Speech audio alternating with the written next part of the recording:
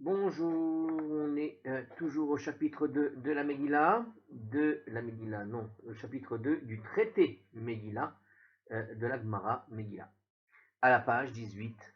Alors, on finit notre page bientôt, en continuant l'explication de la Mishnah. Je vais la rappeler, puisque on a fait une petite pause. C'est la Mishnah qui avait démarré le chapitre 2. On avait expliqué dans cette Mishnah déjà quelques aspects, quelques phrases de la Mishnah. Euh, je vais juste la rappeler rapidement, c'est celle qui est à la page 17a. Alors, je rappelle, donc on a expliqué le passage qui disait celui qui lit la Megillah dans le désordre n'a pas accompli son obligation, on avait expliqué tout ça, ok. S'il l'a récité par cœur, on avait vu ce point.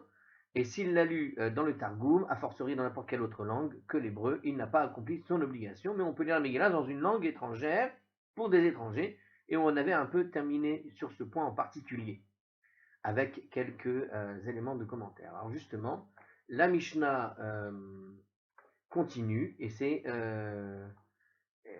sur ce point en fait, attendez, il va à Loaez, chez Shama Ashurit, Yatsa.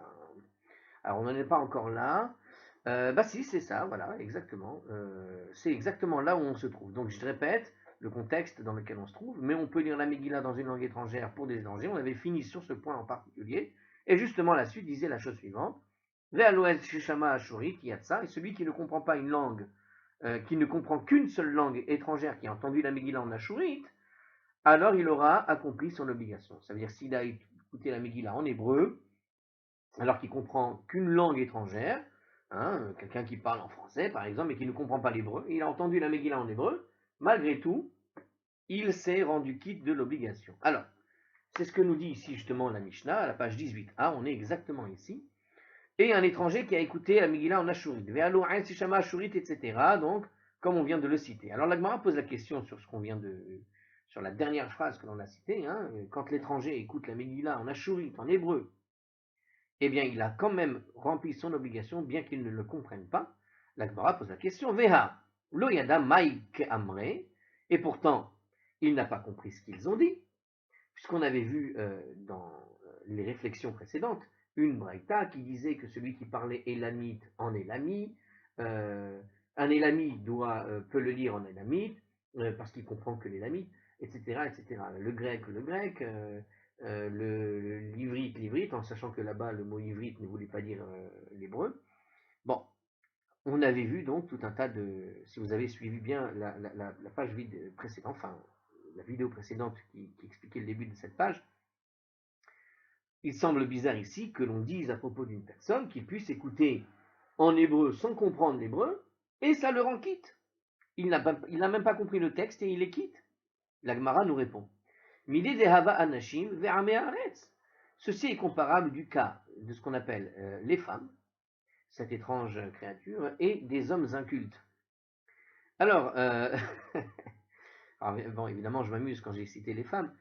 Ceci est comparable au cas des femmes et des hommes incultes. Alors, qu'est-ce que veut dire en fait la Gemara en disant ça? Il n'est pas en train de dire que les femmes sont incultes ou que les hommes incultes. Bon, en fait, ce que veut nous dire ici la Gemara, il nous explique ici. À l'époque, les femmes, en général, n'étaient pas instruites. Alors, on n'était pas à l'époque de Déborah, on est plutôt à l'époque du Talmud maintenant. Mais en général, à cette époque-là, bon, vous voyez l'histoire, par exemple, de la Megillah d'Esther, avec Esther qui est amenée dans le palais et de cette réunion des femmes qu'on faisait venir dans le palais euh, pour devenir les objets, j'ai envie de dire, du roi Assuérus. Bon, on est dans une période évidemment où les femmes n'étaient pas instruites. Donc, quand la Gemara nous parle, elle nous parle de la période où les femmes n'étaient pas instruites, évidemment. Donc, quand il dit les femmes et les hommes incultes, les femmes, parce qu'à l'époque, elles ne pouvaient pas, elles n'avaient pas accès à l'éducation.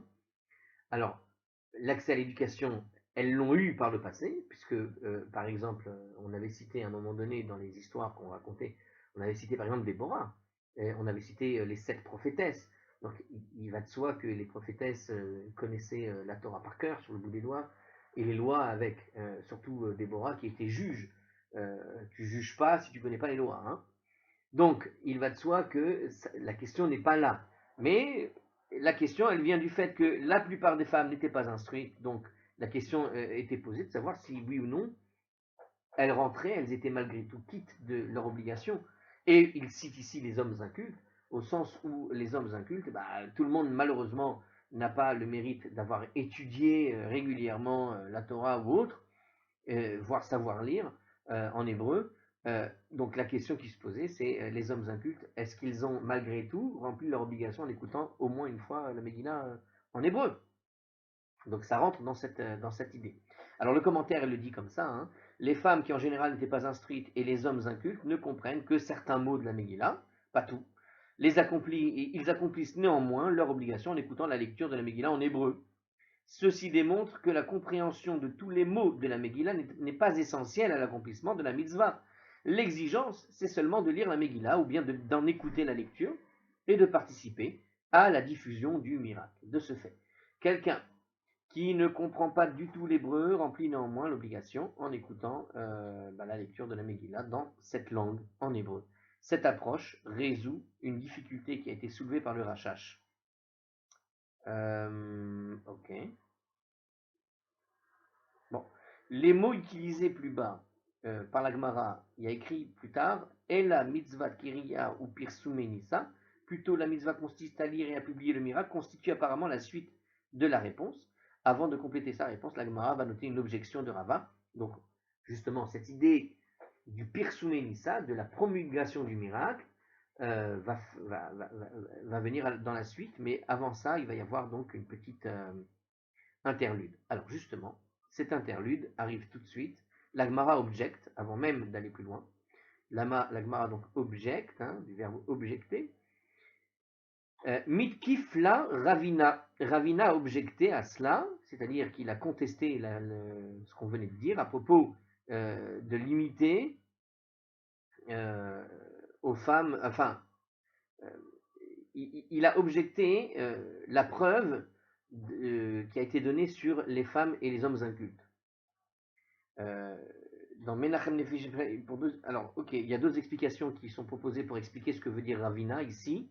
Ça, c'est Artscroll qui nous dit qu'il a objecté par rapport à cet argument en particulier. Mais Ravina a objecté, la Gemara ne dit pas sur quoi il a objecté en particulier. C'est pour ça qu'il y a une petite difficulté. Alors, la Gemara, évidemment, suppose qu'il s'agit de l'argument sur les femmes et les hommes incultes.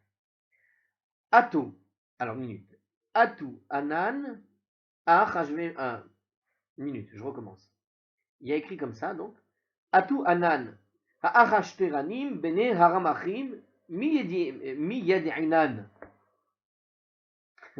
Il dit comme ça, Ravina, donc c'est quand même quelqu'un qui est une sommité. Il dit, mais nous-mêmes, qu'est-ce qu'on comprend dans la Megillah quand on parle des Ha'arashteranim, Bene Haramachim. Alors, ce que j'aime bien avec ce mot, c'est que quand j'ai appris la Megillah, hein, pour ceux qui l'étudient, bon, évidemment, c'est en hébreu, les lettres sont en hébreu, mais parfois tu tombes sur des mots qui sont très très louches, comme ce mot en particulier. Achashteranim bene aramachim. Tu comprends pas ce que ça veut dire. Si tu parles un petit peu l'hébreu et que tu tombes sur ces mots, tu as quand même besoin d'un texte à côté pour te montrer qu'est-ce que veut dire ce terme. Et il y en a plusieurs, hein. Et ça sonne très justement perse en fait. Voilà. Et si tu parles pas le perse, tu comprends pas le mot en soi. Et il nous dit justement ça, Ravina. Mais nous-mêmes, avant de me parler des femmes et des hommes incultes, même les grands raves, ils comprennent pas ce mot. Achashteranim bene aramachim, c'est obscur. Donc dans Esther chapitre 8 verset 10, hein, Rashi suggère que Achashteranim est une sorte de chameau rapide. Voilà. Donc Rashi propose une explication, par exemple. Alors Rashi, c'est au XIe siècle. D'accord. Et là, voilà que Ravina, on parle donc d'une période où on était en l'an 600, peut-être avant, te dit que ce mot-là, on ne sait pas ce que c'est. On ne sait pas ce que c'est. C'est Rashi qui vient expliquer que c'est une sorte de chameau rapide. Donc, si Rashi vient te l'expliquer, c'est que c'est un terme qui n'est pas clair depuis l'époque du Talmud non plus. Voilà, on ne sait même pas de quoi il s'agit.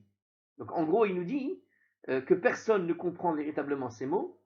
Alors, de ce point de vue-là, pourtant, on accomplit tous l'obligation en écoutant la Megillah en hébreu. C'est-à-dire que puisque, hein, alors la Gemara explique ce que veut dire Ravina, ce sont des mots qui sont compris par personne en général, et malgré tout on les lit, et quand on les lit, eh bien, Mazal Tov, on a tous accompli l'obligation. Donc pourquoi limiter aux femmes et aux hommes incultes, même les grands rabbinim, en réalité, il y a des mots qu'ils ne comprennent pas. Il ressort clairement de cette discussion que l'on doit écouter chaque mot durant la lecture de la Megillah pour s'acquitter de l'obligation. Car si cela n'était pas le cas, la Gemara aurait pu rejeter la preuve que Ravina tire de cette expression Ha'ashteranim ben Aramachim en disant qu'il n'est pas essentiel d'écouter les mots ou encore moins de les comprendre, a priori. Le Ritva, le Ran, etc. nous explique un peu tout ça comme ça. Puisque la traduction de Ha'ashteranim ben Aramachim est inconnue, on n'arrive pas à le traduire, et c'est pour ça que Rachid te dit que c'est une sorte de chameau, mais en vérité on ne sait pas. Donc, on ne devrait lire la Megillah dans aucune autre langue que l'hébreu. Nous dit ici le Mishnah Brura. C'est-à-dire que comme on arrive à ce passage et que quelque part ce passage de toute façon n'est pas compris, donc il n'y a pas de raison de traduire finalement le texte, puisque depuis longtemps, jusqu'à aujourd'hui, on s'est toujours rendu quitte comme il faut, malgré le fait que ces deux mots-là n'étaient pas compris, tout simplement. Alors, bon. Alors, je reprends dans les mots de Ravina. Donc, Ravina objecte par rapport à l'argument du cas des femmes et des hommes incultes, dont on suppose que c'est, voilà, ils ne comprennent pas les mots, donc on a rendu quitte pour ça, mais Ravina a dit, mais de toute façon, nous-mêmes, on ne comprend pas certains des mots de la Megillah, comme Achashterani ben Aramachim. Et la mitzvah kiriyat ou pirsumenissa. Mais plutôt que la mitzvah, en fait, l'essentiel de cette mitzvah de la Megillah, c'était pas de comprendre chaque mot, mais c'est surtout, finalement, de faire, justement, la mitzvah consiste en fait, alors la réponse qu'on donne à Ravina, en fait, ça prouve que la Megillah on n'a pas besoin vraiment de comprendre exactement les mots, mais plutôt, nous dit la Gemara, c'est une mitzvah qui consiste à lire et à publier le miracle, à diffuser le miracle. Donc on lit pour que tout le monde entende le miracle qui s'est produit. Achinami, alors ici aussi, ceux qui ne comprennent pas l'hébreu du tout, mitzvah keria ou pirsumenissa. La mitzvah consiste à lire et à publier le miracle. En fait, ce que vient nous dire ici Ravina, c'est par rapport à l'argument des femmes et des hommes incultes. Donc, quand on dit ils ne comprennent pas ce qu'ils disent, au moins, quand il a cité les femmes et les hommes incultes, ça ne voulait pas dire ils ne comprennent rien. Ça voulait dire ils comprennent au moins la moitié, les trois quarts, quelque chose comme ça, tu vois. Alors Ravina il dit mais nous il y a même des mots qu'on ne comprend pas du tout, donc tu peux pas. Si jamais on ne comprend pas tout, tu peux pas dire que parce que tu comprends une partie, de toute façon ce sera bon. Non, il y a une autre raison de la mitzvah. Et la mitzvah, c'est de rendre public le miracle. Donc ici aussi, la mitzvah consiste tout simplement à lire et publier le miracle. Voilà. Donc il nous dit ici, bien qu'ils ne comprennent pas la Megillah, la diffusion du miracle sera accomplie.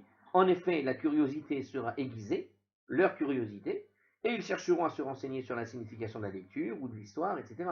Ceux qui comprennent son sens le raconteront alors l'histoire de la Megillah et donc les informeront de la nature du miracle.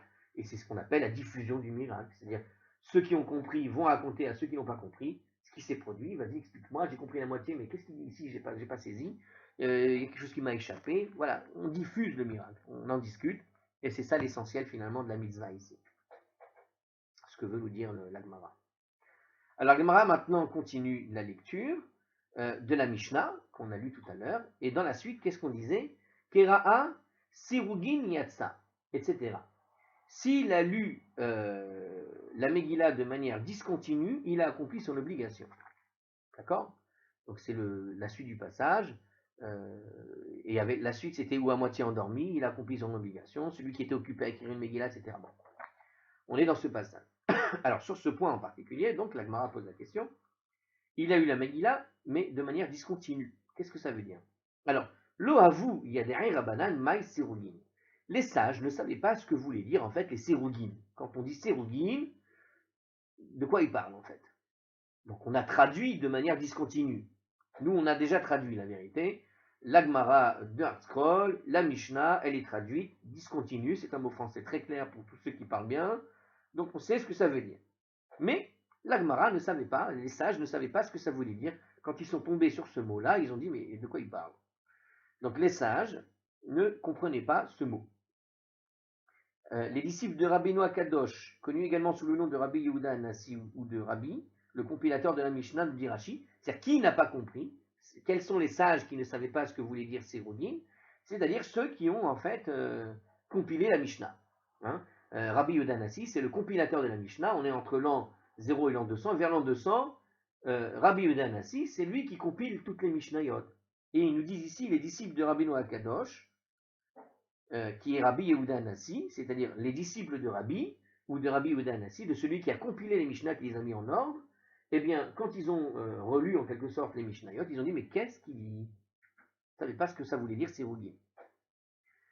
C'est Rachid qui nous explique ça, et il dit ensuite, donc dans ce commentaire encore, un autre commentaire, l'expression qui est utilisée par la Mishnah pour signifier de manière discontinue. Voilà, bon, on a compris, c'est ce que j'expliquais au début. Donc le mot Sirugin, discontinu, est un mot qui, dans les oreilles de ceux qui ont rédigé la Mishnah en hébreu, qui ont récupéré les textes de la Mishnah, ne savaient pas ce que ça voulait dire.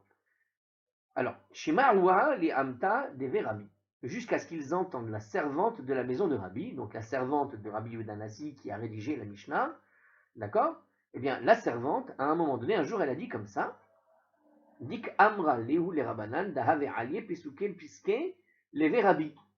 Dire aux sages, alors qu'ils entraient dans la maison de Rabbi, par petits groupes, donc un jour ils ont entendu la servante leur dire, quand ils rentraient par petits groupes, Radmatai atem nichnasin serugin serugin. Jusqu'à quand allez-vous rentrer dans la maison?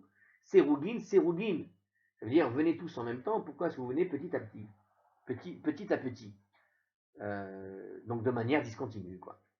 Donc en fait, alors elle est marrante cette histoire parce qu'elle est touchante en quelque sorte. Parce que ici, tu apprends le mot de la Mishnah grâce à une servante qui vient utiliser le mot qui a été utilisé par Rabbi pour déterminer une certaine Mishnah. Sirugin. Donc eux ne savaient pas ce que ça voulait dire, ils ne comprenaient pas ce que voulait dire Sirugin, jusqu'à ce que la servante utilise dans le langage courant la chose, et par rapport à la situation, ils ont compris ce que voulait dire Sirugin, discontinu. Hein, jusqu'à quand vous allez rentrer. Mais c'est amusant, pourquoi c'est touchant de se dire, voilà, c'est la servante de Rabbi Yehuda Anassi, hein, celle qui était dans la maison, hein, qui, parce qu'elle a fait une sorte de réflexion comme ça à voix haute, eh bien, c'est de là qu'ils ont réussi à comprendre ce que disait finalement Rabbi, limite après sa mort. Quoi. Anecdote similaire, Lo havu yederi rabanan, mai chalog logot. Alors, on a une anecdote similaire, mais ici, c'est par rapport à quoi? Alors, c'est pas par rapport à notre Mishnah, il y a un autre mot comme ça, où il y a des mots comme ça, on les comprend pas, et apparemment, on est rentré dans une phase de plusieurs anecdotes de ce genre. Alors, ce mot apparaît dans plusieurs Mishnayot, et Braïtot, nous dit Rashi, comme par exemple dans Shevi'it 9.1 ou Yoma, la page 18b. Donc, c'est un mot qu'on entend ici ou là. Alors, j'ai l'impression d'avoir entendu, tiens, j'ai l'impression d'avoir vu cette histoire-là, la même, dans Ta'anit. Je sais pas, j'ai l'impression. Alors, les sages ne savaient pas ce que voulait dire Chalog Logot, Shema'u ale Amta de Rabbi, jusqu'à ce qu'ils entendent la servante de la maison de Rabbi, des Amrale, les Haou Gavra de Havaka, Bebaed, par Pechine, jusqu'à donc ce qu'ils entendent de la bouche de la servante de Rabbi dire à un homme qui répandait ce qu'on appelle des pourpiers, allez chercher ça dans le dictionnaire, Admatai atamefazer chalog logecha, jusqu'à quand répandras-tu tes chalog logot? Eh bien, ce sont donc des pourpiers. Voilà. Pour ceux qui veulent savoir ce qu'est qu'un pourpier, et donc des chalog logot, allez donc chercher la définition sur Google ou ailleurs. Voilà. Je crois que j'ai déjà entendu cette histoire-là parce que j'ai été confronté à la même difficulté. Je ne savais pas ce que ça voulait dire les pourpiers. Je reviens dans 2 secondes. Je vais aller jeter un coup d'œil à ce que veut dire pourpier. Alors, je suis allé jeter un coup d'œil. Le pourpier, c'est une sorte d'herbe, de plante qui ressemble un peu à de la mâche. Il y en a des toxiques, il y en a des comestibles. C'est une vieille plante apparemment, très ancienne, qui se mangeait de ce qui est défini là-bas. En tout cas de ce que j'ai trouvé, ça se mangeait dans l'Antiquité, hein, donc véritablement au temps de la Mishnah, de la Gemara. Mais bon, j'ai trouvé que cette signification, maintenant j'ai pas très bien compris comment la servante arrive à dire à un homme qui répandait des pourpiers, jusqu'à quand vas-tu répandre ces pourpiers? C'est chalog logot. Je vois pas. Bon, on pourrait dire donc c'est une plante particulière et que en voyant cette plante être répandue par un homme, jusqu'à quand vas-tu répandre des pompiers? Alors comme je viens de le dire, il y en a des comestibles, il y en a des pas comestibles. Peut-être, ça vient de là quelque part la remarque de la servante d'une certaine manière qui répandait donc des graines de pourpier, hein, sachant que peut-être c'est une mauvaise herbe. Ça peut être une bonne herbe dans certains cas, une mauvaise herbe dans d'autres cas. Donc peut-être il peut y avoir un agacement à planter cette plante un peu n'importe où, n'importe comment. Parce que les gens qui ne connaissent pas bien peuvent soit s'en empoisonner, soit faire les choses comme il faut. Donc voilà. Et ça peut expliquer. Hein, je ne sais pas trop. Hein. En tout cas, ils ont traduit par pourpier. C'est là où moi je me pose la question quand même. Comment une plante aussi unique, particulière, ils en ont déduit qu'il s'agit de celle-là, au niveau de la traduction en hébreu. Parce que l'histoire elle-même ne donne aucun indice. Encore, Sérougine tout à l'heure, tu comprends l'idée de rentrer par petits groupes, donc tu vois ce que ça veut dire discontinu, tu peux trouver cette idée. Mais là, dans Chalogloglot, c'est une description de ce que la servante voyait. Donc comment est-ce qu'on en arrive à traduire pour pied à partir de là? Aucune idée. Alors on continue. Autre anecdote, dans le même genre en tout cas. Lo havu yodei rabanan mai salseleha utromemeka. Donc c'est le même genre d'histoire. Les sages ne connaissaient pas la signification du verset salseleha utromemeka. Ah, et elle t'élèvera. Donc le mot salseleha, c'est ce qui pose problème. Utromemeka, ça ils savaient. Donc je répète, salseleha, et elle t'élèvera. Hein, le verset dit salseleha, fait une chose particulière qui n'a rien à voir avec la salsa, salseleha, et elle t'élèvera. Donc c'est dans le livre des Proverbes, au chapitre 4, verset 8, ils ne connaissaient pas tout simplement le mot, la signification du mot salseleha. Alors justement, pareil, c'est toujours... alors c'est amusant parce que, d'une certaine manière, ce qui est, comme on a dit plusieurs fois, hein, quand on a un rabbin rare, hein, d'accord, quand on a un rabbin rare et qu'on a démarré une histoire avec un rabbin rare, on va donner d'autres enseignements quelque part de ce rabbin. Là, il s'avère qu'on n'est pas en train de donner les enseignements d'un rabbin particulier, mais véritablement de la servante de Rabbi. Et on est en train de donner tous les enseignements finalement qu'a donné cette madame par ses réflexions, qui discrètement a donné en fait l'explication des mots à ceux qui ne comprenaient pas. J'ai l'impression, hein. Mais tout ça est dit de manière très discrète, tu vois. Mais ils lui ont rendu honneur parce que voilà, toutes les fois où elle a dit quelque chose, on t'apprend ce qu'elle nous a appris, quoi. Et donc, c'est quelque part, c'est la leçon de la servante de Rabbi. Alors, justement, il nous dit comme ça, jusqu'à ce qu'ils entendent la servante de la maison de Rabbi dire à un homme, Dahavat Amra Lehahu Gavra, de dire à un certain homme qui était là-bas, donc, Dahava Mehaper Bemazie Amrale, et qui était en train de se boucler les cheveux, et lui disait, donc l'homme était en train de... Un homme qui parlait, alors elle a parlé à un homme qui se bouclait les cheveux. Vous savez, les gens qui ont tendance à se toucher les cheveux et à les boucler. Admatai ata mesalsel bis'arecha. Jusqu'à quand tu vas mesalsel ta chevelure? Jusqu'à quand tu vas boucler tes cheveux, en quelque sorte. Donc il était en train de... Alors, ou de boucler, ou de les lisser, peut-être. Jusqu'à quand il était en train de le voir, en train de mettre le doigt dans le... Tu sais, il y a des gens qui ont tendance à rester pendant des heures à boucler. Comme ceux qui ont les papillotes, ils restent des heures à se les manipuler. Donc en fait, de cette manière, les sages déduisent que le mot salsel, silsel, signifie en fait fouiller ou bien retourner. Et retourner. Fouiller, retourner, hein, parce que tu places, tu sais, les gens qui font comme ça, là, on dirait que tu trifouilles quelque chose, tu es là en permanence. C'est pas gratter, mais c'est les gens qui tournent les choses. Hein, tu as des bouclettes et tu as tendance à les toucher comme ça, tu les trifouilles. Donc qu'est-ce que ça veut dire mesalsel? Donc ça, mesalsel, les salsel, donc les sages en ont déduit, de ça Rachid nous explique qu'ils en ont déduit que ça s'appelle fouiller, retourner. Et il nous dit ici, comme le verset le dit, scrute là et elle t'élèvera. Donc à propos de la Torah, mesalsel est ta Torah, d'accord? Mesalsel, non, salseleha, ou dromemeka. Quand tu la scrutes, si tu trifouilles, que tu la tournes, la retournes, que tu cherches, en gros c'est le Talmud un peu aussi. Donc quand tu cherches dans la Torah, que tu essayes de comprendre et comprendre et comprendre, attention, hein, comprendre et comprendre, trifouiller, ça ne veut pas dire comprendre à sa sauce et puis voilà, tu te contentes d'une seule compréhension, entre guillemets. Non, il faut te chercher, retourner, tu vois, dans tous les sens. Quand tu tournes dans tous les sens, elle t'élèvera. Et c'est ce que je voulais dire le livre des Proverbes à propos de ce verset, à propos de la Torah. Quand tu cherches la Torah, tu la trifouilles, tu la retournes, et tu continues de... comme quand par exemple, tu peux trouver par exemple, à force d'étudier la Torah uniquement pour apprendre la paracha, par exemple, quand tu cherches, mais que tu l'apprends avec vraiment les mots, à un moment donné, tu as des connexions qui se font entre le début d'un verset et la fin d'un verset, le début d'un passage dans une paracha, ce passage dans une autre paracha, et tu trouves des relations entre les termes qui font que tu trouves des chidushim, des machins, des trucs comme ça. Et tu comprends beaucoup mieux la Gemara après. Alors on continue, une autre anecdote, toujours avec cette héroïne, hein, la servante de Rabbi. Lo havu yodei rabanan mai hashler al adoshem yehovcha. Les sages ne connaissaient pas la signification du verset jette sur Hachem ton yehav. Qu'est-ce que ça veut dire yehav? Yehov. Yehav ou Yehov? Normalement c'est Yehov.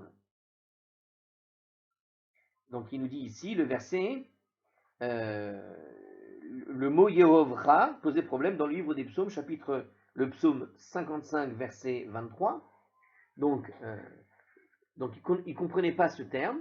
Jette sur Hachem ton Yehav, Amar Rabba Bar Chana. Rabba Bar Chana a dit Zimna Chada Ava, Azilna Behareaou, Taya'a. Alors, cette fois-ci, c'est Rabba Bar Chana qui nous explique ça, apparemment. Alors en fait non. Alors là cette fois-ci c'est quelqu'un d'autre qui va lui donner la réponse. Il était en train donc il est en train de voyager. Il voyageait avec un arabe. Voilà. Il nous dit comme ça dans le texte. Donc une personne d'Arabie. Hein, voilà ce que veut dire le mot arabe ici. Hein. Donc je voyageais une fois avec un arabe. Veka darina tuna. Et je portais sur moi un fardeau. Et non pas tuna. Ça n'a rien à voir avec le thon. Je portais un fardeau avec moi. Ve'amarli shekol yehavich usde agamla'i. Usdamgla'i. J'ai l'impression que c'est du agamla'i. Ve'amarli. Et il m'a dit shekol yehavich usde agamla'i. Il me dit prends ton yehav et jette-le sur mon chameau. Et c'est quoi le yehav? Donc c'est le fardeau. Donc le verset qui disait comme ça jette sur Hachem ton yehav, ça voulait dire donc jette sur Hachem ton fardeau. C'est-à-dire, je pense que ça veut dire, parce qu'ils n'ont pas expliqué plus que ça. Ah si, voilà. Donc, Ashler al adoshem yehovcha, vehu yechal kelecha. Donc, le verset signifie, décharge-toi sur Hachem de ton fardeau, et il te soutiendra, etc. Bien.